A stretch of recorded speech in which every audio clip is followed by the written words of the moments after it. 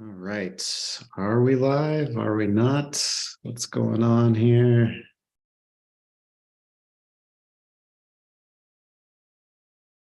Live on LinkedIn.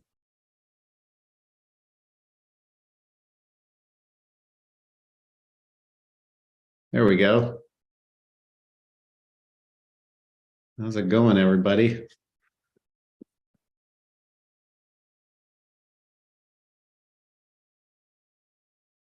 All righty. Had a couple deals, getting a little bit of a late start today. Got some deals that we are currently working on trying to get to the finish line here. So we got one in Spanaway we're working on, and then one in, let's see, the other one is in West Seattle. That's going to be a Dadu development deal. So just working on getting the final paperwork and assignments put together, coordinating, earnest money, all that good stuff. So hoping to have all those buttoned up today. But it will be good having a couple of deals assigned this week. Buyers are coming back for sure. We're seeing a lot less inventory available in the retail market, at least. And now that is starting to translate for cash buyers as well. So definitely starting to see a pickup in activity on the wholesale side of things. Just getting my rest stream console up here.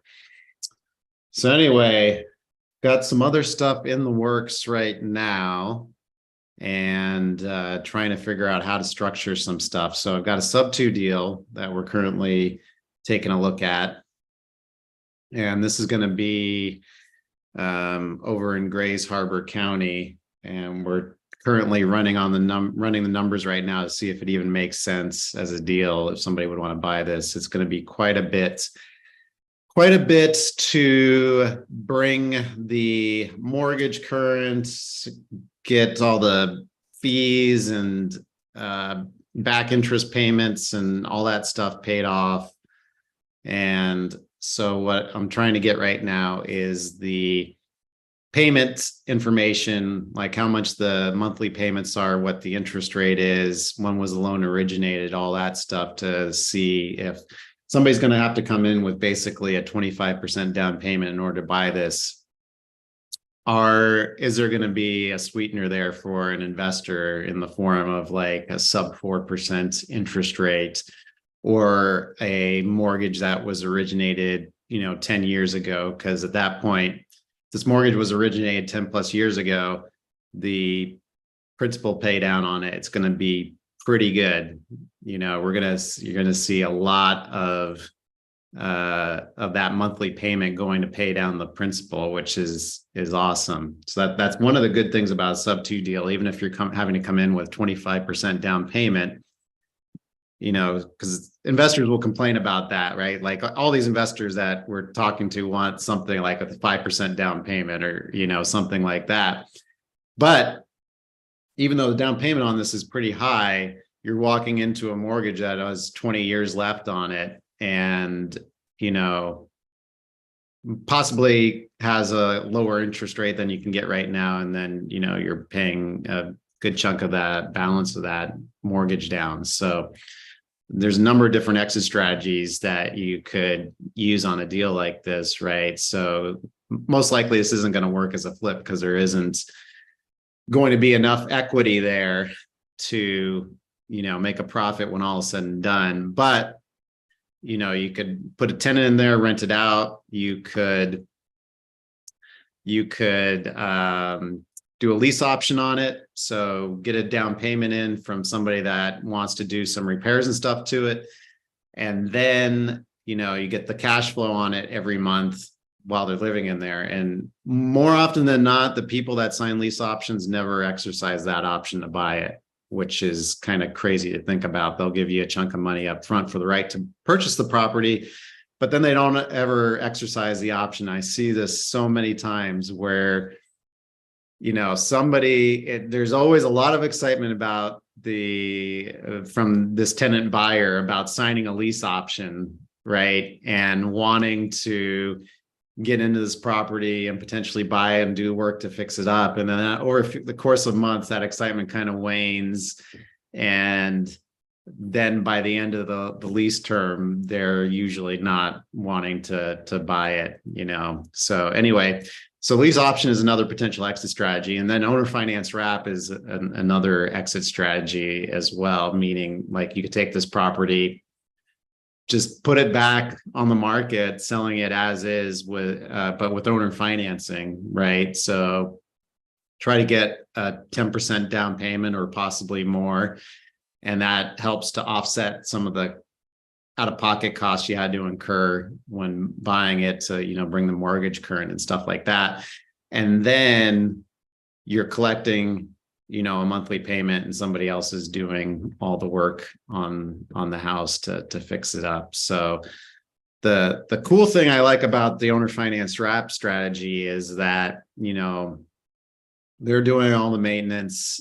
You're just basically the lender at that point, and your profit, the amount you're getting in from that mortgage that you issue versus the amount that is going out to paying the underlying mortgage is your cash flow, and you don't have any other expenses on top of that. You're basically the first one that's getting paid, whereas if you're the landlord, you're the one that's getting paid last on every month, right? So as the landlord, on the properties I own, right? So first thing happens, I pay my mortgage, I pay my taxes, insurance, I pay the AC repair guy, I pay the handyman, I pay the property management company, and then whatever is left over, I get to keep as my profit, right? Whereas when you're selling a deal on owner finance, you're the first one that's getting paid, right?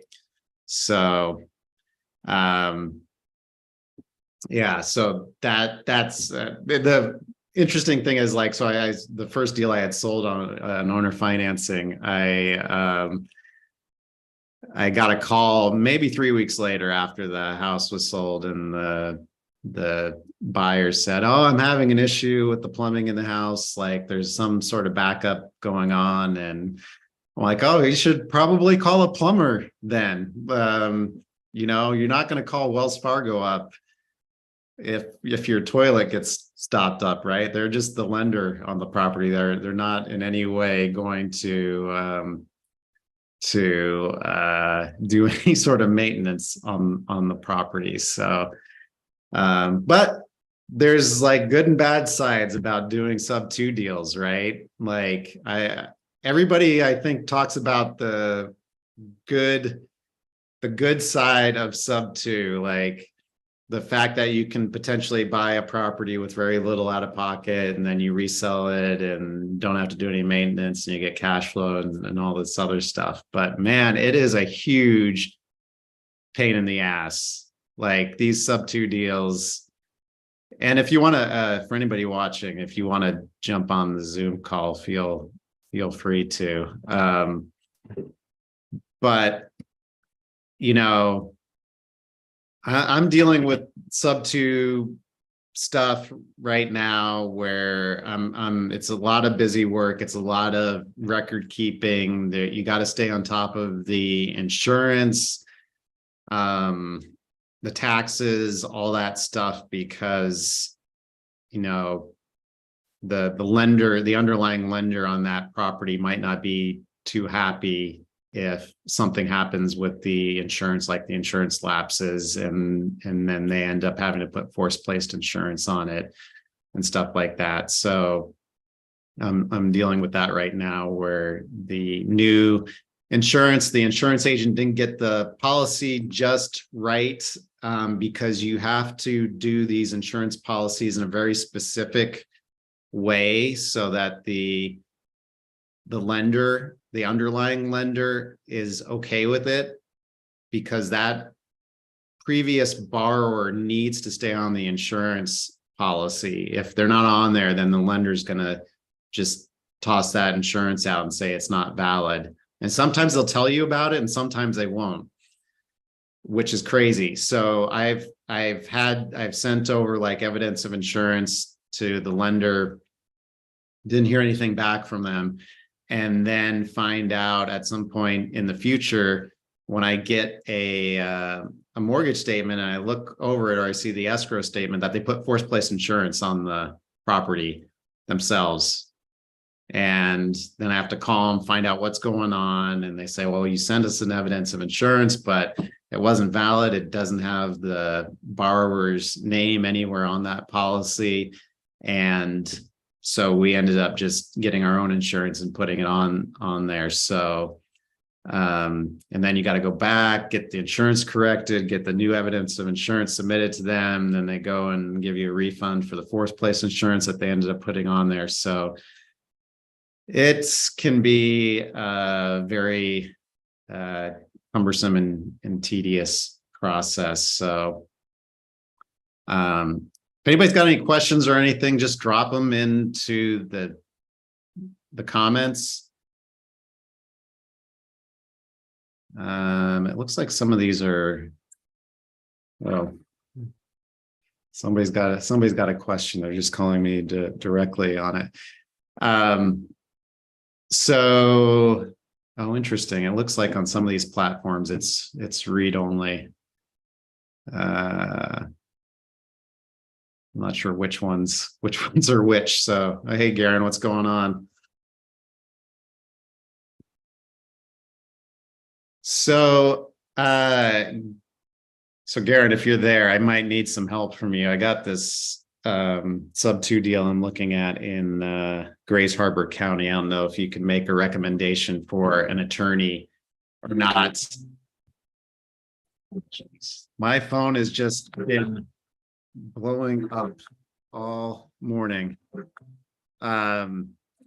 So anyway, I think I need an attorney to take a look at this particular sub 2 deal, because there is just a lot of different things going on here. First of all, it's an FHA mortgage, and then the seller got some sort of down payment assistance.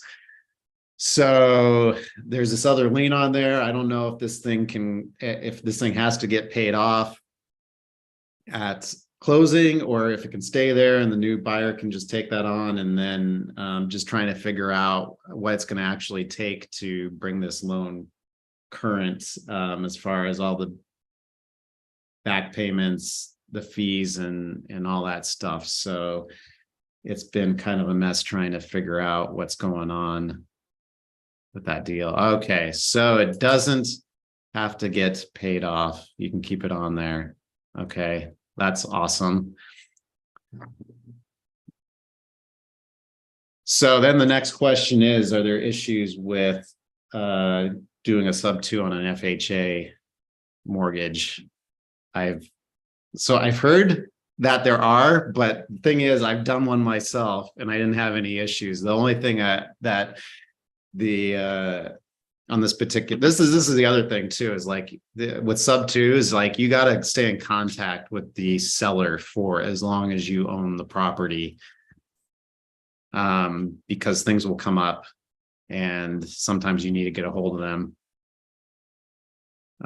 So on one particular deal I was working on, the seller wanted to buy another property, so they needed to get documentation from me, because the lender that they were lining up wanted to see that I was making the payments on their mortgage for the past 12 months, right? And then they wanted to see I was paying the homeowner's dues and all this other stuff. So I had to like gather all this documentation for the seller, and it was just painful. So Anyway, I'm going to do a whole thing about why single family houses are not passive income. Like, there's nothing passive about owning single family houses or small multifamily duplexes, that sort of stuff. Like, I am spending so much freaking time just doing paperwork and record keeping and all this other stuff. I'm spending $2,000 on bookkeeping every month on these things. Like, I think I would rather own one 15-unit building than 15 single family houses. So that's kind of the direction I'm starting to move towards. And I mean, sub 2 has been great because I've been able to buy a bunch of houses without having a whole lot of money out of pocket initially. And then you get the cash flow and they've appreciated over time and all that stuff's been great. But man, they have been they have taken quite a bit of time just for maintenance and record keeping and all that good stuff. So, but yeah, anyway. So with that said, I'm actually selling one of the first sub 2 deals that I had bought. It's under contract right now. And that one was a pretty sweet deal. It was in Altus, Oklahoma. And I bought this property for, what was it? I think the mortgage balance at the time was about $160K. And they just wanted the closing costs paid, which was about $3,000. And so I ended up buying this property, $3,000 out of pocket, $160K balance. Mortgage payments on it were about $900 a month. And ended up getting a tenant that was willing to pay me $1,900 a month and pay me the entire year in rent up front. His family had been living in a motel. They were trying to find a place to rent. They were having a really hard time. This was during COVID, actually. And they were just so desperate to get something that they were willing to pay the entire year of rent up front. So that ended up being a pretty sweet deal. And then after that, then that place rented for $1,550 a month. So it was cash flowing about $600 a month. So if you can imagine your ROI on this deal, right? It was $3,000 out of pocket and cash flowing $6,000 or $600 a month, $7,200 a year, minus expenses, which on this house were pretty minimal. Like the ROI on that investment was crazy. So now I'm selling this thing and sold, it's under contract for $215, right? I've owned it for 3 years or so now. So bought it for $165, selling it at $215, $3,000 out of pocket. The return on that investment has just been astronomical, right? So I got the cash flow every month. Now I'm getting that appreciation over the last few years that's occurred. So I'm going to be looking to roll this into a larger multifamily property, but it just goes to show you, if you can put together these creative deals, right? You can, in theory, get in for very little out of pocket. I don't know if those deals are going to be so much as much available in Western Washington, where you see just these crazy cash flow numbers as you would in the Midwest. I took a look at a sub 2 deal in Linwood, and there's like no way that thing would pencil as far as cash flow goes. But I don't know, maybe the further you get outside Seattle, you can make something work where you can get into it for very little out of pocket and still potentially have some positive cash flow there. So yeah, that is what's going on. And then I just sold a burr that I had done in Indy a few years ago. That was probably about 4 years ago now. And I'll do some posts about that specifically. But that was also another crazy good deal. It was a duplex. about 40 minutes outside of downtown Indianapolis, purchased it for $55K, put 35K into it, and rented it out for about $1,850 a month total. Refied it, was able to get all my capital back out. At the time, it ended up appraising for about, I think it was 130, and then we just sold it for 180. So that ended up being a pretty sweet deal as well. So I know, like, sometimes it's kind of hard that you go into these deals and there's, fear there a lot of times, right? Like, it's scary to put money down and actually and then buy something that you don't know how it's going to turn out. And for me personally, it's really difficult because I'm always thinking about everything that can go wrong, right, with these deals. And how many times now have I had deals where it ended up turning out a lot better than I had thought it was going to turn out, right?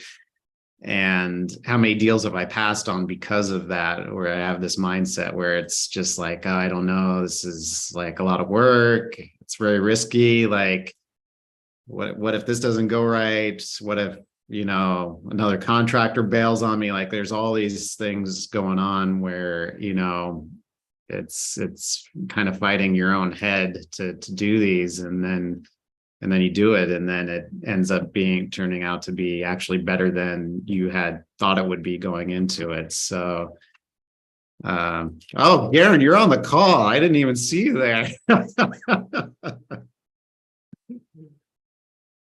going on, man?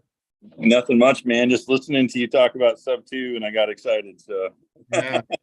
yeah. So yeah, what do you got going on right now? I got a lot, man. I am overwhelmed with sub 2 stuff right now. I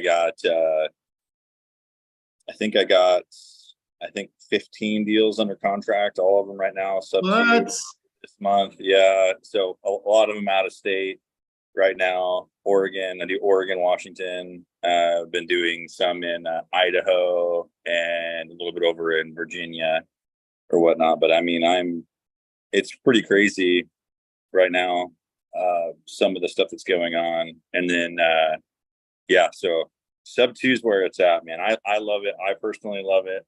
I feel like that's the way the market's going, and I find that I'm finding so many buyers right now that are just like, that are almost willing to pay up to 30% down, on a sub 2 deal. It's like I feel like the market's picking up that way, so that's what I've been doing. But I've been just focusing on pre-foreclosures is what I've been focusing on, and probate deals. That's just kind of where I've been just targeting it. I was doing a lot of stuff on market, and I just got sick and tired of dealing with real estate agents. I still do it. I still, if I have some free time, I'll spend a couple hours, sending out, offers to, on market deals. But for the most part, just pre-foreclosures and probate is what I've been dealing with. So are you assigning everything that you get, or are you keeping any of these for yourself? I'm right now keeping 2 for myself. Everything else I'm assigning or whatnot, that I'm dealing with. And 2 that I'm keeping are because I'm coaching somebody to go through a loan modification right now. And so, I'm taking on, one of them has a pretty sizable tax lien on it, but he was a sole proprietor or something like that, and they ended up putting some tax liens on him, but I was able to substitute the tax liens on the property. And it was like they wanted him to pay like $100 a month extra or whatnot. So I'm dealing with that right now. And then I had someone that had some credit card debt that was attached to the property, and we negotiated monthly payments with the credit card company. And so virtually I'm walking into it with virtually no money. I think one of them, I'm paying the guy $2,000 to walk into the property plus closing costs, and the other one, something else. So, those ones are the ones that I keep, right? So so yeah, that's what I've been doing. So experimenting with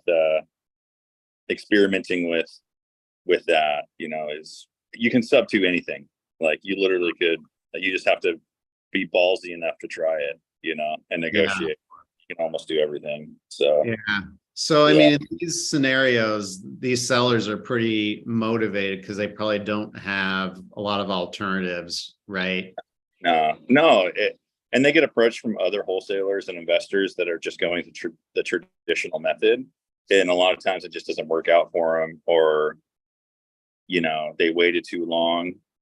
Like I pull, like a lot of the deals I'm getting right now, I'm pulling back from, they've already been sold off at auction. So I'm pulling them back from auction about a week after they've been sold. So people give up on them. And so I'm kind of pulling those back from auction or whatnot during that 20-day grace period is what I'm. Wait. So how's that work? So they got sold at auction. Why doesn't the title get transferred once it's sold? I contact the trustee in that whole entire process, because in the state of Washington, there's kind of a loophole. There's a loophole kind of nationwide, but there's like kind of like a 20-day grace period, so to speak. And you have to kind of know about how to go about doing it. But I go through a whole legal process with, sorry, I think my phone's down. Oh, there we go. I'm going through a whole legal process with the trustee to get it pulled back and rescinded from auction. So I just did that. It cost me about like $1,000 to get a lawyer involved, Mm-hmm. and a little bit over that sometimes, depending on who the trustee is. And they're able to, I'd say like 9 times out of 10, they're able to get it back from auction, but it can't be more than 2 weeks. So that's the tricky part. So yeah. So yeah, if you guys start thinking about doing that, I learned that from Pace Morby. So I'm in his mentorship program or whatnot, and it's been fire. You can easily make $100,000 a month if like just doing that, if you wanted to, just pulling that stuff back from auction and then just wholesaling it. They'll give you like 30 days, which is plenty of time for you to be able, if it's a good deal, for you to be able to go and do it. And so that's what I've been doing, focusing on that. So, and yeah, or the ones that's like really close, like my auction date's tomorrow, like doing stuff like that, like stopping the auction and going through that whole process. It's a little risky though, because like you have to make sure it's a good deal, like before you go through that whole process, or you can be out some money, because you're spending money on lawyers, you're spending money on like filing fees and stuff like that ahead of time. But your profit on the back end is much better, in my opinion. So why are some of these buyers willing to pay like up to a 30% down payment on sub 2 deals? Is it because the financing is super cheap? Super cheap. Yeah, that's it. Like I'm locking up deals locked up a deal at 2.1%. Oh my God. That's like crazy. Like super cheap, right? And so I think it's that. And I'm also finding deals that don't need a lot of rehab, which is a huge deal. They're rent ready, so I don't have to, they're rent ready. A lot of them are. There's a few that need some fixing up or whatnot, and those ones are a little bit harder to sell. But again, that's where the 30% comes in. Mm-hmm. But like if you find something that's rent ready, I think people right now just want cash flow. Mm-hmm. If they can get a decent cash flow and sit on the property while the equity game does whatever it's going to do, they're happy with that. But I am noticing though that the price range that you want to be in for a sub 2 deal to make it really worth it is like no higher than the $600,000 price range. It's got to be lower than that price range, for somebody to want to get into a creative finance deal. If it gets higher than that, it's almost not worth it for them at that point. I'm really experimenting, especially like in Arizona. I'm running into a lot of like roadblocks with locking up. Like I locked up a few properties that were like over the 450 price range, and my buyer pool went way down, like way down. I couldn't find people that were willing to purchase a sub 2 deal over that, because, or if they did, they wanted it below 10%. you know. Is it because the cash flow at that price point starts going down, or what's the?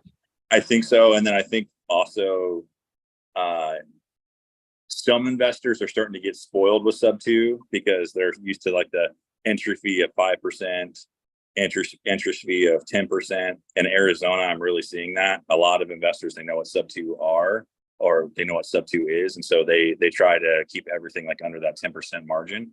Where here in Washington, I'm not seeing that. I'm seeing like they're trying to get their hands on whatever they can get, as long as it looks like it's going to cash flow every single month.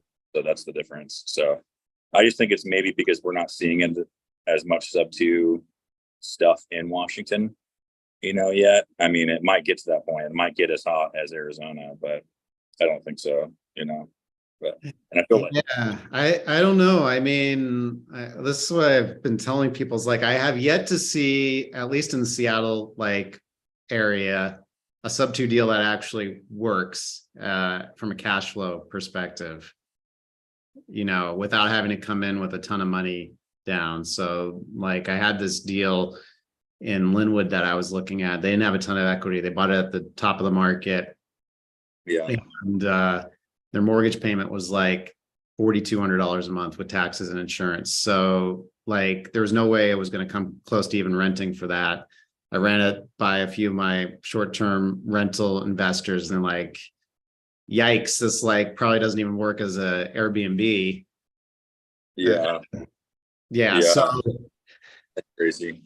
yeah, so I want to see somebody that actually has a sub 2 deal like around here that actually makes sense. Like Yeah, down in Longview, I think you could probably do it, but like up in this area, I don't know if it's going to work or not unless you have a ton of equity in there. the only way that something like that would work is if you wrapped it, potentially. That's the on deals like that, that's the only, on deals that don't make sense for cash flow perspective for a regular rental. The only way that I'll still lock those up, because if my barrier of entry, like if you find something that's rent ready, I think people right now just at that point, like I'll have to close on it and then wrap it to somebody else. But that's the only way to make something like that work. And if you do that, you have to be willing to sit on that for at least 3 months while you pre-qualify potential, buyers for that. And there's tons of buyers out there for that, people that don't have social security numbers, like all that kind of stuff, that Yeah. will buy something like that. But your holding costs, there's a few other things that are in there. I mean, I think it's worth it, so to speak. But I was doing a lot of wraps. I was getting into that game. But then I started finding out that you had to go through, I wasn't pre-qualifying everybody as highly as I was supposed to. And then they were telling me I had to get like a mortgage professional involved to go through the whole pre-qual qualification process. And there's a few extra laws around that. Yeah. And so I'm not so familiar with that. And I was like, man, I'm sitting on this thing. I'm closing on it. I'm sitting on it for a longer period of time than I really want to. And I'm having to go through so many, because originally when I was wrapping, I was trying to wrap it to an end buyer before I actually closed on the property, which was almost impossible to do, in my opinion. So you have to have a really good list of like retail buyers that are looking, that have money but can't for some reason can't qualify for a normal one. Yeah. Whether they're self-employed or whatnot. But that's the way to make a deal like that work, and that's the only way to do something like that if it doesn't cash flow. Yeah. So Julio commented, wants to get on your email list. So he's got buyers though. Julio's got buyers that are like they can't qualify for some reason or another. He does mortgages, so he's got buyers that'd be interested in buying owner finance wrap type. That's deals. good. Yeah. Like I said, I didn't have there's some people out there that have that buyers list built up, but I was finding that, when I would get somebody that wanted to buy or whatnot, in that scenario, like I would maybe had them on that list for like 3 months, and then they're like, oh, I went and purchased something else, and for the most part, I'm trying to either keep these as rentals or wholesale them themselves. And I don't frequently run into, for the most part, at least in the areas I'm marketing, I'm able to make it work from a cash flow perspective for renting, So but now I'll think about that. I'll send some stuff your way before we decide to lock it up. Yeah. So, but yeah, wrap. I just don't like sitting on them. I just don't like sitting on them for a long period of time. So, but yeah. Yeah. So what do you have right now? And so you still primarily focusing on on Longview area for the sub 2 stuff here, or? No, Longview just happened to really pop off really well for me during that marketing time. It just popped off really well. But no, I'm doing Snohomish, King County, Vancouver, Clark, Snohomish, King County, Pierce County. I have a few in Pierce County right now and a few in Clark County right now. So that I'm looking at, but I locked those up I was able to pretty much find a buyer almost within 24 hours of locking it up. I shot it out to a few people I knew, and they were like, I'm your buyer. So I locked that up, but I still have that one in Longview, that really crappy one. In Ocean Park. Yeah, I helped the people go through the bankruptcy process to restructure their debt or whatnot. So I still have that one that's just sitting there for the right buyer. Wait, was that the one with the house and the 2 shops, or was that a different? Yeah, are you talking about a different one? And the 2 shops, yeah, that one's back on the table. So we had somebody that was pretty interested in that. Yeah, so why don't you shoot them out that property again or whatnot, because it's just sitting there. The person's not even living there anymore. So, and they're just sitting and they're waiting. They'll waive the bankruptcy if they find somebody that wants to sell it. So same price as what it was at previously. Yep, same price. Yep. Okay. So all right. Well, we'll look up who talk to deal and see if we can get back out there. Yeah. Have you been noticing the market's been picking up a little bit? Yeah, for sure. Yeah. Yeah. This week has been, last 2 weeks actually have been pretty crazy. We've put a few deals out there that's like, it's been like a feeding frenzy. I think we got like a dozen people that are wanting to go see this deal that we got in Bremerton. Probably another dozen on Spanaway deal. We got 2 sight unseen offers that are at our ask price on that one. We got another deal in West Seattle. That's a Dadu play. There's like half a dozen people waiting to go see that. So yeah, if the price point is good, we're definitely seeing a lot more inquiries and offers coming in on stuff now. So are you seeing a lot more normal wholesale like stuff go on? Like, are you starting to see more of like the 70% of ARV, or are you still locking it below? Or like me, I was locking it like 65% of ARV, minus rehab and all that stuff. Are you starting to see, because for a while there you could almost sell it at 80%, or higher.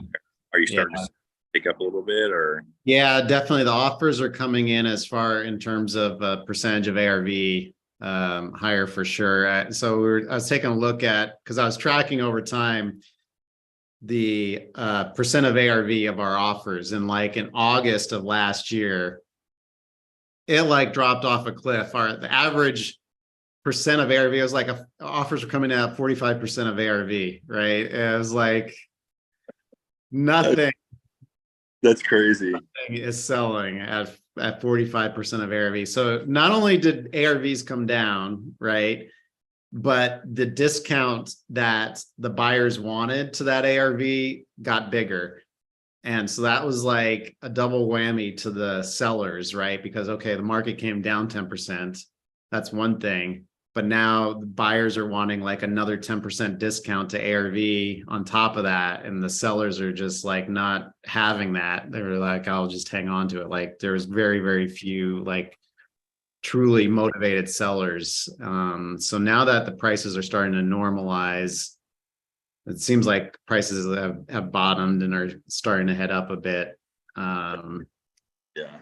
Yeah. I've just noticed that for sure. Yeah. So yeah. So hopefully this trend continues. Yeah. Make some more money. That's for sure. Yeah. Yeah. Wow, man. So You're busy. I saw your TikTok, man, of the all the notifications you were getting on oh your. yeah. That's exactly, we put out the Spanaway and Bremerton, and that the phone was like just blowing up over those two deals, and they're both at really good price points. Spanaway was like 335, Bremerton's like at 170-ish, I think. Yeah. Yeah. So I don't know what the appetite is for like maybe some of the larger like high-end flips in Bellevue and stuff like that, but definitely lower price points for sure. Buyers are back. That's good. Yeah. It's summertime. Let's do it. So are you doing any cash offers, or is everything sub two right now? I have one right now in Woodland, Washington. I could sub to it, but it's turning out to be like more of a cash offer. It just doesn't make sense to, there's that balance. It's like I could sub to anything, right? But then it's just like it would just seem like it would be cleaner if I just do a straight cash offer on some deals. Mm-hmm. I have one right now where there's like 94,000 owed on the property, and the ARV is like 400,000. I talked the homeowner into walking away with 10 grand. Mm-hmm. It's going to be $60,000-$70,000 worth of work or whatnot. And I went into it initially thinking sub two, because most of my pre foreclosures, that's the first thing I go into is sub two. Mm-hmm. The only problem is that my sub two agreements usually are the ones that work the best to stop a foreclosure, because I have to work with the trustees, send in the agreement, stop the foreclosure. And the trustees I work with these banks, they usually like that offer better rather than an all cash offer, because there's interest involved. They're looking at it long term, saying, hey, there's potential for me to make more money here at a long term deal, So I've been noticing I've been having better with that. So but yeah, I do have one that's a cash offer. And I'm still working with that, trying to get the final payoff quote from the bank or whatnot. But yeah, that one's going to be good. I'll send that one out your way as well. I've been noticing that like for sub twos, if there's over $30,000 worth of work, you really have a hard time finding a buyer for it. Mm-hmm. Unless you can get virtually like no entry fee, because then they're not having to go to a private money lender for the actual acquisition of the home or whatnot, and it's cheaper. But if they're over $18,000 in entry fee, then really it just doesn't work out very well. I'm gonna, so yeah, I'm trying to balance that out and figure out how I can do that better. And it's probably just because of the specific people I'm targeting, pre-foreclosures, probate, things like that. I've been working a lot on novation agreements. Are you familiar with those? Yeah, I'm familiar with them. I pitched them to a couple of sellers, and but even trying to go that route, the price that they were wanting to net still, it wasn't going to work. So what's been your experience up to this point? Novation agreements are the agreements I go to for probate every single time. Mm-hmm. Because you get one of two things. People don't want anything to do with the property, right? And they just want to get paid out and don't want to deal with it. Or the person has a really unrealistic like ask for what they want out of the property. Mm-hmm. And so they basically just put their words in it, to basically just kind of bring it home. I always pitch a novation agreement, and there's always that potential. The way I pitch a novation agreement is You just give me the rights to the property. I put all the money in the property. I close with my real estate agent. And all I'm asking for is my money back in return and an extra 30 to 40% on top of that. How's that? Mm-hmm. And I told them, well, if you think that the property is going to sell for this much fully fixed up, you shouldn't really have a problem with that because I'm the one that's doing all the work. Right. Yeah. I Right. throw that back to them, and a lot of times that gets them to agree. But it doesn't always go out that way. But Right. it seems to work out pretty well. I've done 3 so far, and I just wholesaled them off. I had someone pay me $5,000 for one and $10,000 for another one. Oh, interesting. So yeah, but they have to pay you that outside of title because you don't close on it, until it's fully rehabbed. You just put a lien against the property, and you have them sign a limited power of attorney over the property, and then you file that at the county is what you do. So, but yeah, so I haven't paid me like $5-10 outside of escrow, but that's a way to do a deal. Someone's wanting to do it. So you haven't actually like done the rehab work on the renovation deals? Like how bad or what sort of condition were they in? Were they going to need, like, was it minor cosmetic changes, or was it going to be actual like major? The ones that I locked up are 30,000 and above. The ones that I locked up were 30,000 and above. So they were pretty sizable rehab, I would say. So, but no, man, I'm honestly after all the trouble I'm having with that Linwood property that I rehabbed and I'm doing right now, Washington right now is just not a state that I really want to focus on fix and flip in. Do anything. I would much rather just do a buy and hold, or if I'm going to do something, it's going to be at the $400,000 price range or below. For fix and flip right now. So I'm kind of staying out of that unless I can just do a simple buy and hold. So right. Yeah, that makes sense. There's other people out there that got full teams that are doing this. It's just me, my contractors, and you came to one of my properties seeing me out there doing the painting. Right. Yeah. Yeah, exactly. So yeah. Time for that. So yeah. Lisa is asking here, so if a flipper buys a subject to deal, can I turn around and sell after rehab is done, or does it just depend on how the contract is written? So are you saying if you're the flipper, Lisa, so you can flip a sub 2 deal? Yep. If you want, you have to close on it, right? Yep. But typically with most of these sub 2 deals, at least the ones I've seen, there isn't a ton of equity there. And that's the big reason why these sellers are okay selling at sub 2. So most of these deals as a flip. That's the whole play with sub 2 is how to make something with virtually no equity work from a cash flowing perspective. Yeah. Because if it would work as a flip, which would mean a cash offer then would likely work. I'm guessing a seller would rather take that rather than having their mortgage hang out there.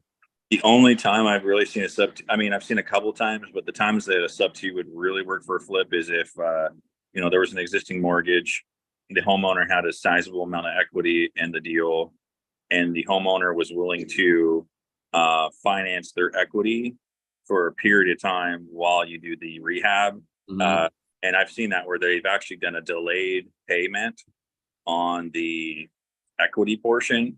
You give them like $5-10 or whatnot, and then you do the delayed payment of the equity portion, saying, hey, look, I'm planning on do an agreement. Hey, you'll be fully paid off within a year, or something like that.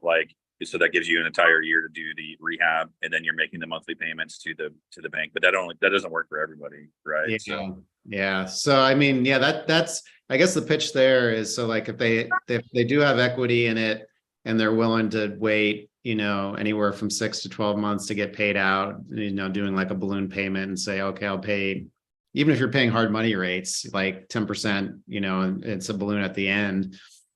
I guess the pitch to the seller is like, hey, I can get you a higher price if you're willing to get paid, once everything is done. Otherwise, if I have to do a cash offer now, it's going to be a lower price. And it's kind of interesting. Like some people are just so fixated on that number that they're going to get, right? That sometimes they'll just agree to crazy terms, like they'll even like 0% interest for 12 months. If I can get that number that I'm wanting to get, right?